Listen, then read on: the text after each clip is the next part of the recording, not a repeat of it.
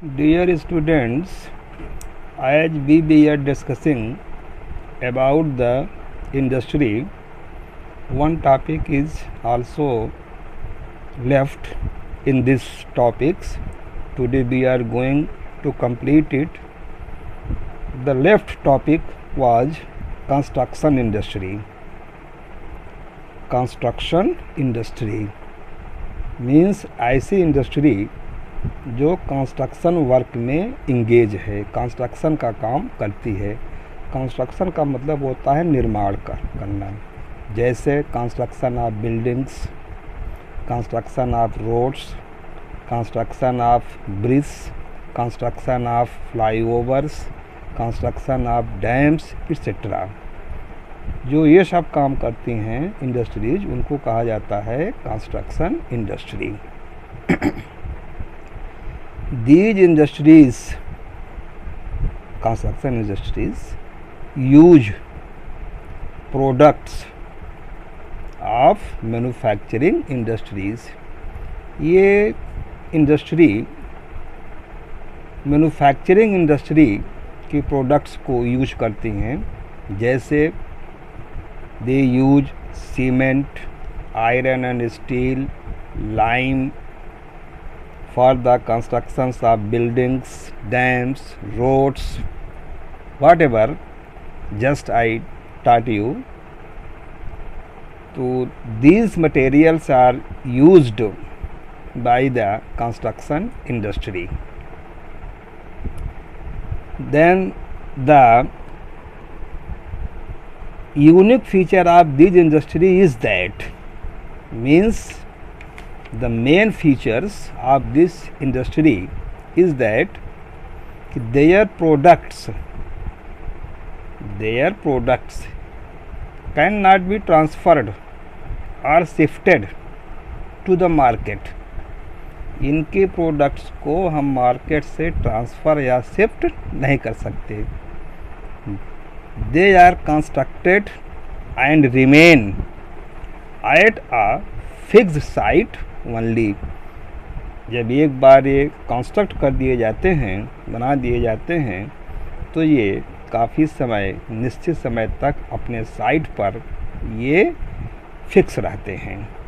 ये था बेटा हमारा construction industry. One more industry that we are going to discuss, that is territory, to whom we call service industry. Territory industry, जिसे हम service industry भी कहते हैं।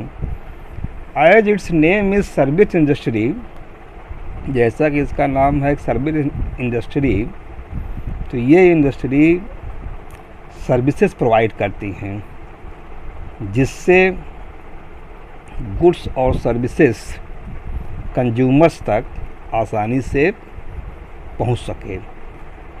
गुड्स और सर्विसेज जो भी प्रोड्यूस की जाती हैं, जितना बताया हमने इंडस्ट्रीज़ के द्वारा, कंज्यूमर्स तक पहुंचने में जो सेवा की ज़रूरत होती है, जैसे पहुंचाया जाता है, उसकी जो ज़रूरत होती है, उसको ये सर्विस इंडस्ट्री पूरा करती हैं।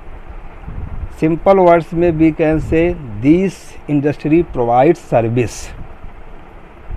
दिस इंडस्ट्री प्रोवाइड सर्विस, ये सर्विस प्रोवाइड करती हैं। And this services support the activities of primary and secondary industry. इनकी सेवाओं का फ़ायदा प्राइमरी और सेकेंडरी इंडस्ट्री को मिलता है। अब हम देखेंगे कि कैसे ये किस प्रकार से सेवाएं प्रदान करते हैं। पहली इनकी सेवा है transport. They carry the goods from one place to another place. Transport के द्वारा वे गुड्स को एक स्थान से दूसरे स्थान पर ले जाते हैं, ट्रांसपोर्ट की फैसिलिटी देते हैं। दूसरा है बैंकिंग। बैंक क्या करता है?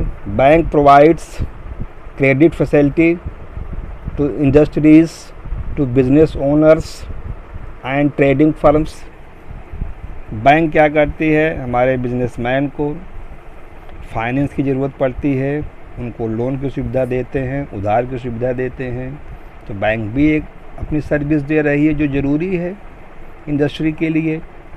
तीसरा होता है इंश्योरेंस, बीमा। बीमा जो है इंश्योरेंस सेक्टर्स यानी इंश्योरेंस कंपनियां, they provides services like they cover their risks. अगर इनके द्वारा किसी भी प्रकार का कोई रिस्क का रहता है, अब बिजनेस में रिस्क का फैक्टर होता है क्योंकि हमेशा उसमें प्रॉफिट ही नहीं होता है, इसके लिए इंश्योरेंस उनको जो सिक्योरिटी देते हैं, बीमा करती हैं।